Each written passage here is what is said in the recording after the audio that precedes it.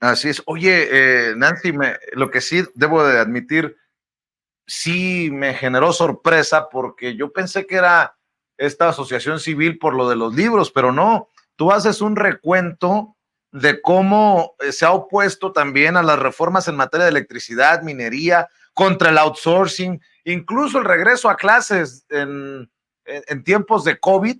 Estos personajes se opusieron. En otras palabras, no se oponen por defender los intereses del pueblo. Hay intereses que tal vez no lleguemos a dimensionar detrás de una asociación civil como esta para convertirse en la zancadilla o en el, no sé, en el coco, digamos así, del presidente Andrés Manuel López Obrador a través de estas estrategias legaloides, Nancy.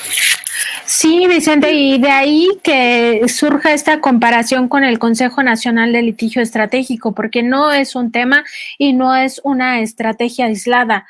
Va de la mano de otras estrategias que se aplican al mismo tiempo, incluso dentro de la Suprema Corte de Justicia de la Nación.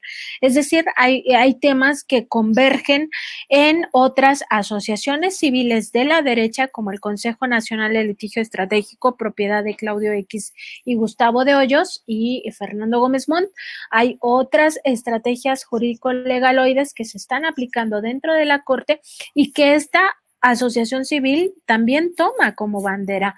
Como bien decías, no solo es el tema de los libros de texto gratuitos, no solo es el ensayo que finalmente parece ser ya copiado o por lo menos estudiado por el ministro Luis María Aguilar para destituir a López Obrador y fincarle responsabilidades, sino otros temas que también son cruciales para la vida pública, entre ellos la reforma eléctrica. Se opuso esta organización civil a la reforma eléctrica. Y finalmente, ya lo sabemos porque la historia nos lo dice, la Suprema Corte de Justicia de la Nación acabó oponiéndose a eso. También estuvo presente en todo el tema de el salario. Hay que recordar que una de las grandes faltas de los ministros y ministras de la Corte y en sí del Poder Judicial de la Federación ante la Constitución, pues es precisamente acatar esta disposición de que ningún servidor público gane más que el presidente. Bueno, pues en toda esta discusión que finalmente la Corte emitió una resolución que además la hizo digamos, ese fallo o ese dictamen lo construyó otro de los ministros que está con este Instituto Mexicano del Amparo, que es precisamente Alberto Pérez Dayán. Pues en ese caso la Corte falló porque ellos sigan ganando la millonada. Son 700,000 millones de pesos, 700,000 pesos mensuales los que se embolsan. Son varios millones de pesos al año. Y tienen además todas estas otras canonjías, porque eso puede ser salarios y algunas prebendas mensuales, pero además tienen su seguro de gastos médicos mayores, tienen todo el tema de eh,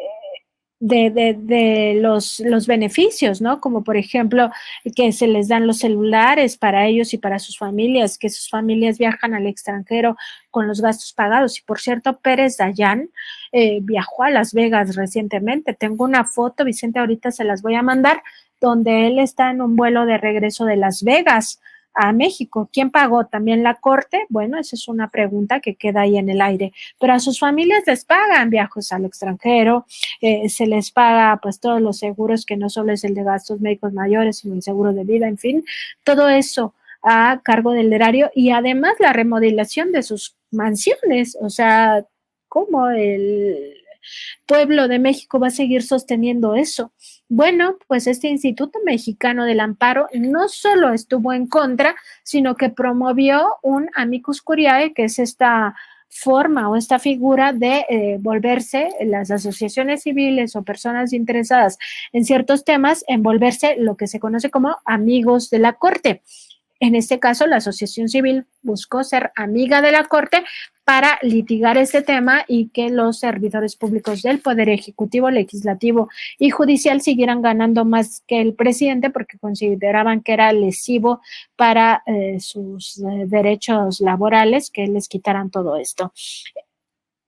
Y esto de ser amigos de la Corte, pues ya nada más es un mero formalismo, porque de que la Asociación Civil, este Instituto Mexicano del Amparo, es amigo de la Corte, pues ya queda claro, Vicente, el hecho de que dos de los ministros militen en esta, pues ya te dice bastante, y otros exministros de la Corte, pues también militan. Incluso hay una referencia que cito, sacada de un órgano informativo del Poder Judicial de la Federación llamado Compromiso, que da cuenta que en marzo los meros de la Corte asistieron a la sede de este lugar. Estuvieron presentes en aquel momento el presidente de la Corte, Guillermo Ortiz Mayagoitia, así como los ministros Margarita Luna Ramos, que Margarita Luna Ramos también está inscrita a esta asociación civil, milita en ella, y también estuvieron presentes Mariano Azuela Huitrón y José de Jesús Gudiño Pelayo. En aquel momento, marzo de 2009, Luis María Aguilar todavía no era ministro de la Corte, pero estuvo ahí como consejero de la Judicatura Federal, estuvo presente también en aquella ocasión, nada más para que nos demos una idea cómo esta organización ha estado pues de la mano prácticamente de la Suprema Corte de Justicia de la Nación durante todo este tiempo, y por primera vez, porque no hay ningún antecedente en el sexenio de Peña Nieto ni tampoco en el sexenio de Felipe Calderón, donde se opusieran a las políticas públicas de manera sistemática. Como tú decías, no solo es el tema de los libros, no solo es el tema de separar al presidente López Obrador, ni tampoco el tema de la reforma eléctrica, ni solo el tema de los salarios, sino es una larga lista. Se opusieron al outsourcing, más bien a la reforma que prohibía el outsourcing en México. Se opusieron al regreso a clases presenciales cuando acabó la pandemia de COVID-19, tratando de impactar ahí y lo mismo en la política educativa, pero también en la política sanitaria. Se opusieron a la reforma minera, que está en discusión esa todavía. En fin, se han opuesto a prácticamente todo. Y como tú dices, Vicente, o sea, es que no se le ve por dónde puedan justificar que están apoyando al pueblo de México, cuando en realidad pues están actuando de esta forma, porque si tú hablas del outsourcing, por ejemplo, que cancela los derechos laborales de muchos trabajadores, muchas trabajadoras que estaban en este esquema, pues ¿quién de ellos va a decir gracias por defenderme? Al contrario, los estás propiciando una precarización de la vida laboral de las personas que trabajan bajo estos esquemas.